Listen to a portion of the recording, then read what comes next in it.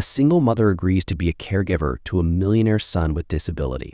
Falling in love wasn't part of the plan. In the quiet suburbs of Maryland, where the seasons seemed to linger just a bit longer and the stars always shone a little brighter, lived a woman named Rose. Life had not been kind to her, but she wore her struggles like a badge of honor. With her head held high and her heart full of love, she devoted herself entirely to her 7-year-old daughter, Lily.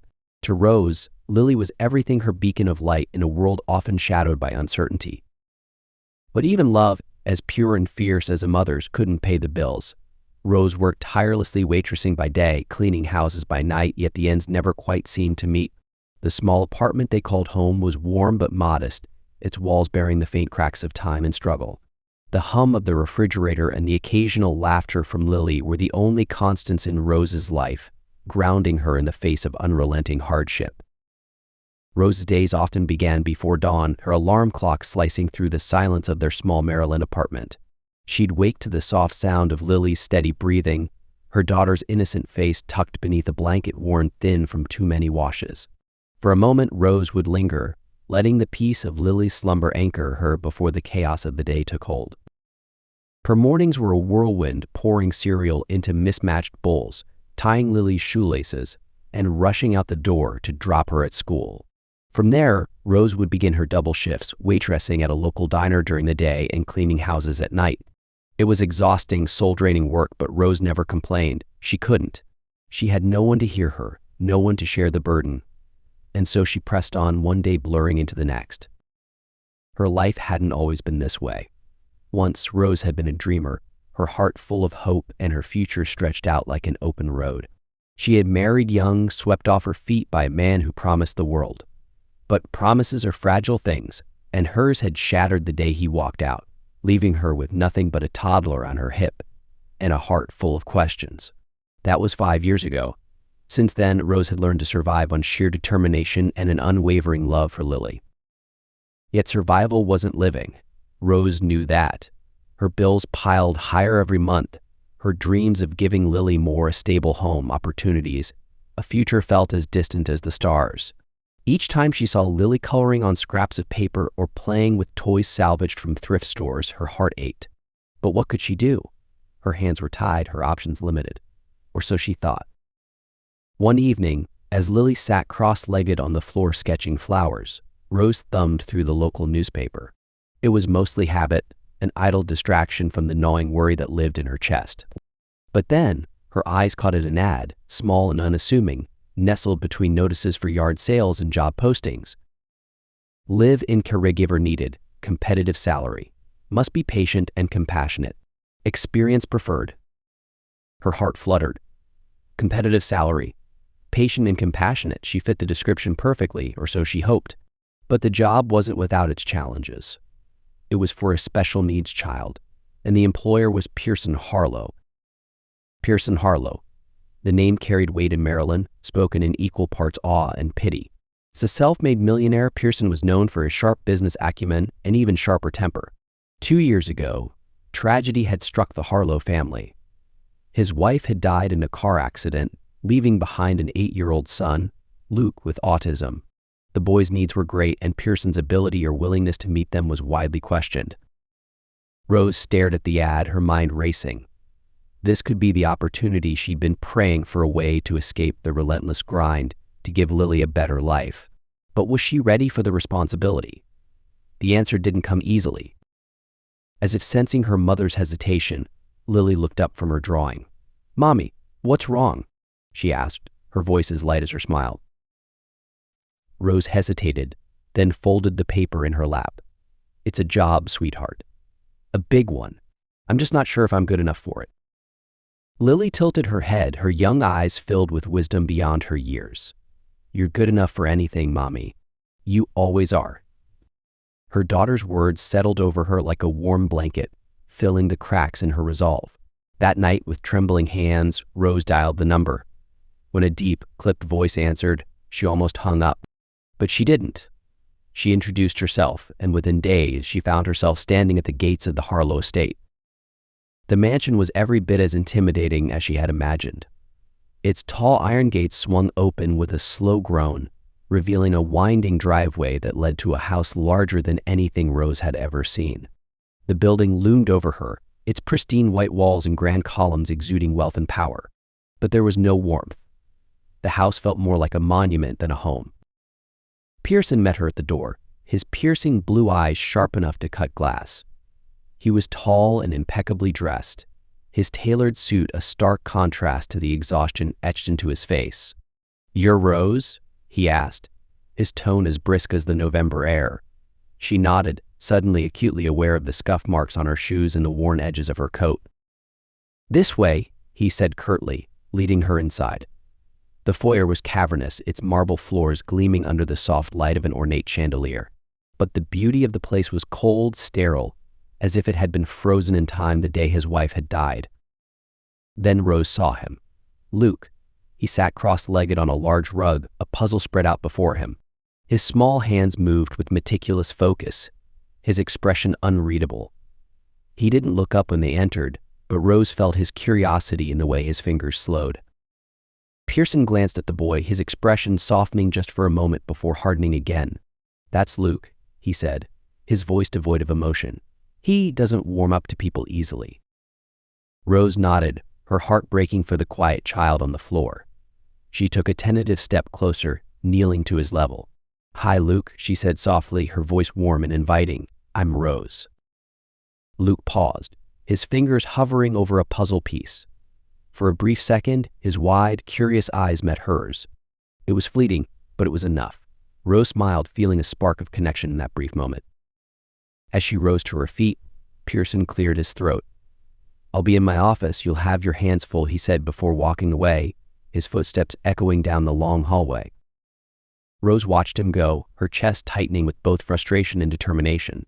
This house was filled with broken pieces, just like Luke's puzzle, and Rose knew it would take time, patience, and love to put them back together.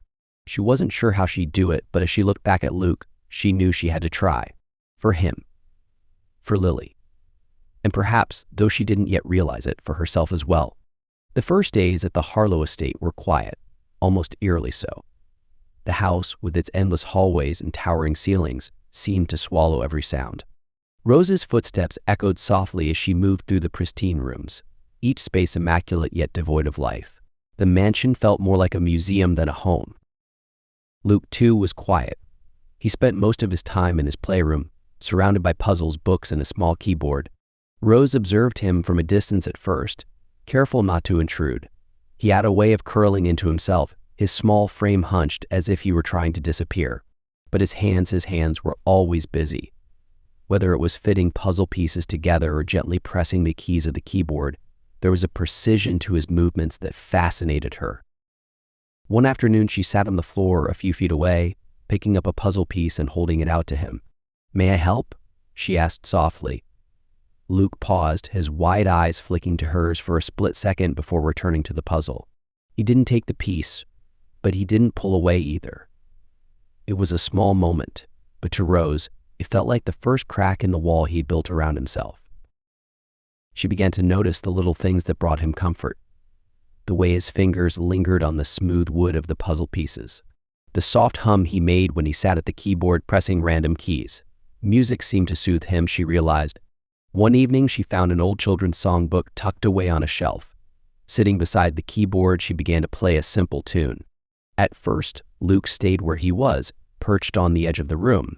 But as the notes filled the air, he inched closer, his curiosity pulling him toward her. "Do you want to try?" she asked, stepping aside to give him space. Luke hesitated, his fingers hovering over the keys. Then, with the lightest touch, he pressed a single note. Rose smiled, her heart swelling with quiet joy. It wasn't long before Luke began seeking her out, his attachment to her growing in small, tender ways. He'd tug at her sleeve to show her a completed puzzle, or pull her toward the garden, where he seemed to love the feel of grass beneath his feet. One afternoon, as they sat together in the garden, he reached for her hand, his small fingers curling around hers. Rose fought back tears. It was the first time he had initiated contact, and the gesture spoke volumes. But not everything was easy. Luke's world was fragile, and when something upset the delicate balance, his emotions overwhelmed him. One such moment came unexpectedly. He had been working on a parcel, a particularly intricate one with dozens of tiny pieces, when a sudden noise from the kitchen startled him. His hands froze, and then, with a frustrated cry, he swept the pieces off the table. Rose rushed to his side, kneeling beside him as he sat on the floor, rocking slightly. "It's okay, Luke," she whispered, her voice steady but gentle. "It's okay to feel upset. I'm here." She didn't try to touch him, knowing he needed space, but she stayed close, her presence a quiet anchor. Slowly, his rocking subsided, his breathing evening out. When he finally looked at her, his eyes filled with tears, she smiled softly. "We can try again when you're ready," she said. And they did. Through it all, Pearson remained distant, his presence in the house almost ghost-like. He spent long hours in his office, emerging only briefly for meals or the occasional call. Rose couldn't help but notice how little he interacted with Luke. He seemed to hover on the edges of his son's world, never stepping fully into it. One evening, after a particularly long day, Rose found herself standing in the dimly lit kitchen, staring at the remnants of the dinner she had prepared. The table had been set for 3, as it always was, but Pearson hadn't shown up. Again, Luke had eaten in silence, his eyes flicking toward the empty chair where his father should have been. The sight had stirred something deep within Rose, a frustration she could no longer ignore. As she washed the dishes, her mind raced, replaying every moment Pearson had withdrawn, every opportunity he had missed to connect with his son. She dried her hands, drew a deep breath, and marched toward his office. Pearson's office door was slightly ajar, the warm glow of a desk lamp spilling into the hallway. She knocked lightly, then stepped inside before he could respond. He was seated at his desk, his sleeves rolled up and a glass of whiskey at his side. Papers were scattered across the polished wood, but his eyes weren't on them. Instead, he was staring out the window, his jaw tight, his thoughts clearly elsewhere. "Pearson," Rose began, her voice steady but edged with determination. He turned to her, his brows furrowing. "Rose, if this is about Luke." "It is," she interrupted, her tone firmer now. "It's always about Luke, because he's your son, Pearson, and he needs you." He leaned back in his chair, a sigh escaping his lips. "I'm doing everything I can for him," he said, his voice clipped. "I provided a home, stability, everything he could ever need." "Everything except you," Rose countered, taking a step closer. "You're not just a provider, Pearson. You're his father. He doesn't need the size of this house or the balance of your bank account. He needs your presence, your love." Pearson's eyes flashed with anger, but beneath it, Rose saw something else, pain. "You think I don't know that?" he snapped, his voice rising. "You think I don't want to be there for him? I try, Rose. But every time I look at him, I see her." The words hung in the air, heavy and raw. Rose's breath caught in her throat as she realized the depth of his struggle. Pearson turned away, his shoulders slumping. I see her smile in his.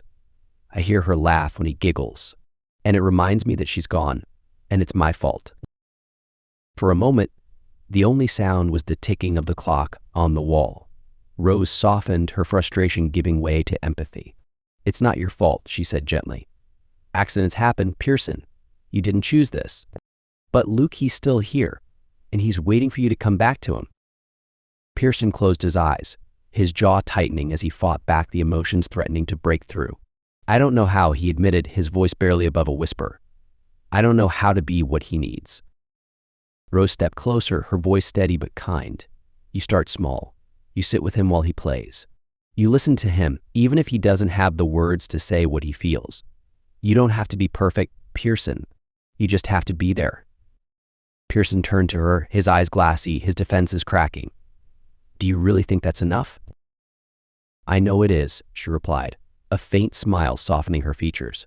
"Luke doesn't need a perfect father. He just needs his father." The silence that followed was thick with unspoken emotions.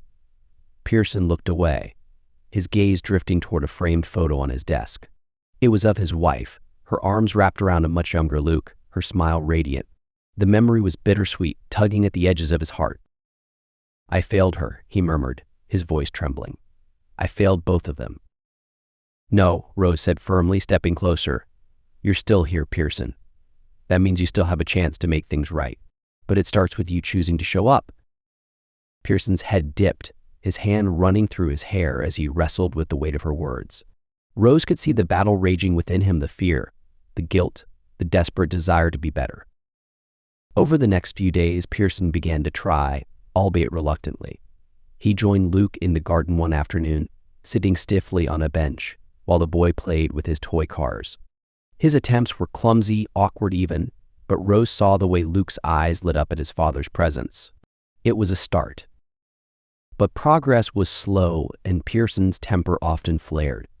One evening, after a particularly frustrating day, he stormed out of the room during one of Luke's piano sessions, leaving the boy confused and hurt.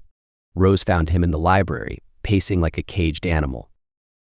"Running away won't fix this," she said, crossing her arms. "I'm not running away," he shot back. "I'm trying not to make it worse." "You're making it worse by leaving," Rose countered, her voice unwavering. "Luke doesn't care if you hit the wrong note or say the wrong thing. He just wants to know you're there." Pearson slumped into a chair, his head in his hands. "Why do you care so much?" he asked, his voice muffled. "Because he deserves a father who loves him," Rose replied softly. "And because I know you're capable of being that man. You just have to let yourself try." In that moment, something shifted. Pearson looked up at her, the walls he had so carefully built around his heart beginning to crumble. For the first time, he allowed himself to hope that maybe, just maybe, he could be the father Luke needed. And Rose, with her unwavering belief in him, would be there to help him find his way. The air in the Harlow estate was heavy with silence, as it often was. But tonight, there was a faint hum, a soft melody floating from the playroom. Rose sat at the piano, her fingers gliding over the keys with gentle precision. Beside her, Luke watched intently, his small hands poised above the keyboard, mimicking her movements. The soft strains of a simple tune filled the room, each note a step toward something new. Luke pressed a key, then another, his face lighting up with each sound he produced. Rose's heart swelled at the sight. These moments were rare, precious, like finding sunlight in a dense forest. She glanced toward the door, where she knew Pearson lingered, watching from the shadows. He had been doing that more often lately, hovering just out of sight, his presence a quiet acknowledgement of his struggle. Rose stopped playing and turned, catching his gaze before he could retreat. "Pearson," she called gently, her voice carrying an invitation rather than a demand. "Come join us." He hesitated, his hand gripping the edge of the doorframe. "I don't think that's a good idea," he replied, his tone measured, almost defensive. "Luke would love it," Rose said, her eyes steady on his. "He's been practicing so much. He'd be thrilled to show you." Luke looked up at his father then, his wide eyes filled with a mixture of curiosity and hope. The weight of that gaze seemed to land squarely on Pearson's chest. After a long pause, he stepped into the room, his movements hesitant, as if the ground beneath him were fragile. He stood awkwardly by the piano, his tall frame dwarfing the small bench. Rose shifted, making space for him. "It's just a simple melody," she said, her tone light and encouraging. "We can do it together." Pearson sat down, his hands resting stiffly on his knees. Luke reached for his father's hand, placing it gently on the keys. The touch was tentative but deliberate, and Pearson's breath hitched at the gesture. Rose started the melody again, her fingers guiding the rhythm.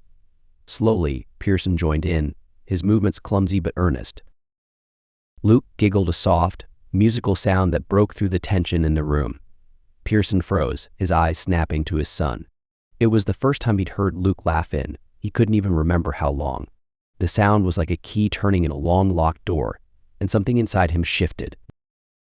"Keep going," Rose urged, her voice barely above a whisper. She didn't miss the way Pearson's lips twitched, as if fighting a smile. They played together, the notes blending into a melody that was far from perfect, but filled with something much more important: connection. When the song ended, Luke clapped, his small hands moving with enthusiasm. Pearson let out a soft chuckle, his shoulders relaxing for the first time in what felt like years. From that moment, something began to change. Pearson started spending more time with Luke, though it was clear he was still finding his way. He joined them at the dining table, listening as Rose coaxed Luke to share stories about his day. The boy's words were sparse but full of meaning, and Pearson hung onto each one as if they were treasures. One evening, Rose found them in the living room, a math workbook spread out on the coffee table. Luke was carefully drawing numbers while Pearson sat beside him, his brow furrowed in concentration. "Good job," Pearson said, his voice soft but filled with pride. Luke beamed, his smile reaching all the way to his eyes.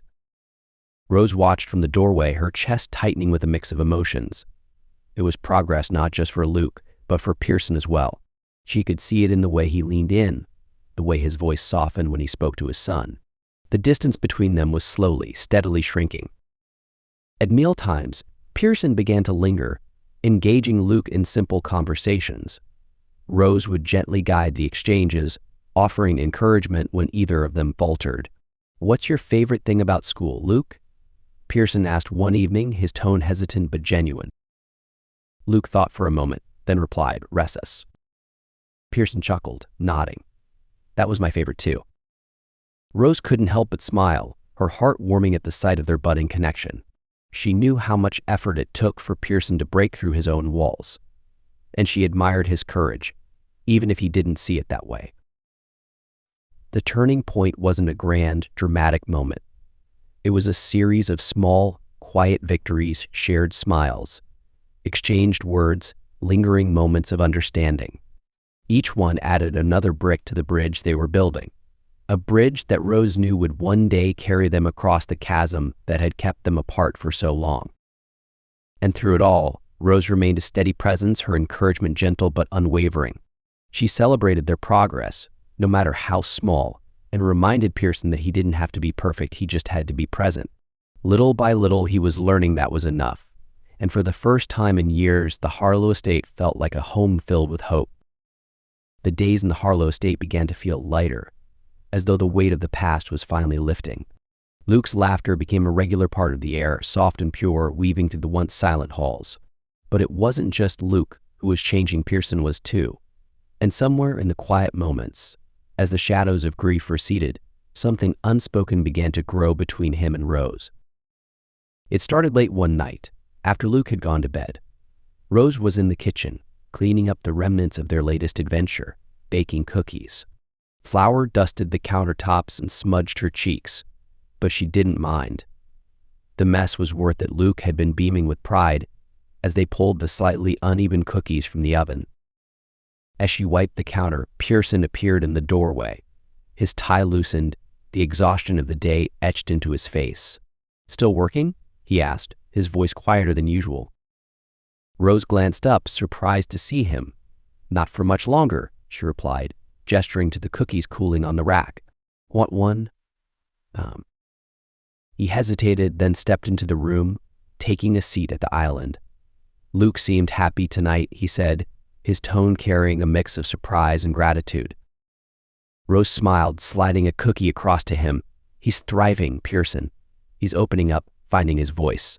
You're a big part of that, you know." Pearson shook his head, a bitter laugh escaping him. "I'm not sure about that. Most days I feel like I'm fumbling in the dark." Rose set the cloth down and leaned against the counter. "You're trying. That's what matters. Luke doesn't need you to have all the answers. He just needs you to be there." He looked at her then, his gaze lingering. "You make it sound so simple." "It is," she said gently, "but it's not easy." The conversation stretched into the night, the kitchen growing quiet except for the hum of the refrigerator. For the first time, Pearson opened up about his fears, his regrets. He spoke of the accident, the sharp pain of losing his wife, and the unbearable guilt that had consumed him since. "I should have been there," he admitted, his voice breaking. "Maybe if I had." Rose interrupted him, her voice firm but kind. "You can't carry that weight, Pearson. It wasn't your fault." He nodded, though the words seemed hard to accept. "I have spent so long trying to keep everything together, to make sure Luke has what he needs. But sometimes I wonder if I'm enough." "You are," Rose said, her eyes steady on his. "You're enough for him? You just have to believe it?" The conversation shifted, and Rose found herself sharing pieces of her own story, her husband's betrayal, the struggles of raising Lily on her own, the night she spent worrying about the future. She spoke of her hopes, too, of the life she wanted for her daughter, and the strength she found in the little moments of joy they shared. Pearson listened intently, his expression softening as he saw her not just as Luke's caregiver, but as a woman who had weathered her own storms. "You're remarkable," he said quietly. "I don't think I've ever met anyone like you." Rose smiled, a warmth spreading through her chest. "I'm just doing my best. Same as you." In the days that followed, Luke's progress became undeniable. He began speaking in short sentences, his words hesitant but clear. "Cookie good?" he said one afternoon, holding up a crumbly treat with a proud grin. Rose laughed, her heart swelling, while Pearson looked on, his eyes glistening with emotion. Moments like these became more frequent. The three of them spent hours in the garden, planting flowers and pulling weeds. Luke loved the feel of the soil on his hands, and Pearson, despite his initial reluctance, found himself enjoying the simple act of tending to the earth. On rainy days, they gathered around the piano, playing clumsy but joyful duets. Luke's giggles filled the room as Pearson hit the wrong notes, and even Rose couldn't suppress her laughter. It was messy and imperfect, but it felt like family. One evening, as the sun dipped below the horizon, painting the sky in shades of gold and pink, Pearson watched Rose and Luke from the porch. They were chasing fireflies, their laughter mingling with the soft chirping of crickets. Something inside him stirred a feeling he hadn't allowed himself to acknowledge until now. Rose turned, catching his eye, and smiled. It was a simple gesture, but it hit him like a wave. He cared for her more than he had realized, more than he was ready to admit. The thought filled him with equal parts warmth and fear. Could he risk it? Could he risk upsetting the fragile balance they had created? That night, as he lay in bed, Pearson wrestled with his emotions. He thought of Rose's kindness, her strength, the way she had brought light back into their lives. But he also thought of the potential for loss, for disappointment. He wasn't sure if he could bear to hurt her or Luke if things didn't work out. And yet, as he drifted off to sleep, one thought lingered: she was worth the risk. The evening air was cool, carrying the soft scent of the garden that Rose and Luke had worked so hard to cultivate. The golden glow of the setting sun bathed the Harlow estate in a warmth it hadn't known for years. On the porch, Rose sat in a wicker chair, sipping a cup of tea as she watched Luke chase butterflies in the distance. His laughter, once so rare, had become a melody that brought life to the once empty halls of the mansion. Pearson stepped onto the porch, his presence quiet but undeniable. He wasn't in his usual suit tonight, trading the sharp edges of his professional armor for a simple sweater and jeans. He held 2 glasses of wine, setting one gently on the table beside Rose before taking the seat next to her. For a moment, they sat in comfortable silence, the soft hum of crickets filling the space between them. "Thank you," he said suddenly, his voice low but steady. Rose turned to him, her brow furrowing slightly. "For what?" she asked, her tone light but curious. He took a deep breath, his fingers tracing the rim of his glass. "For everything," he began. "For Luke. For me. I don't think I realized how much we needed you until you were here." Rose felt a blush rise to her cheeks, but she kept her gaze steady.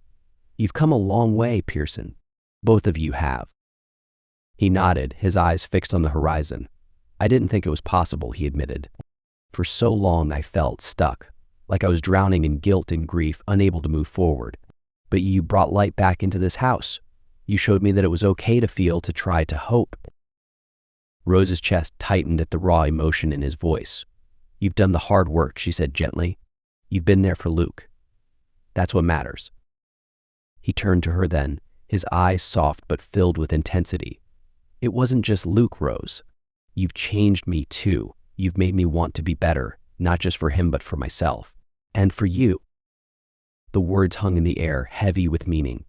Rose's breath caught as she realized what he was saying.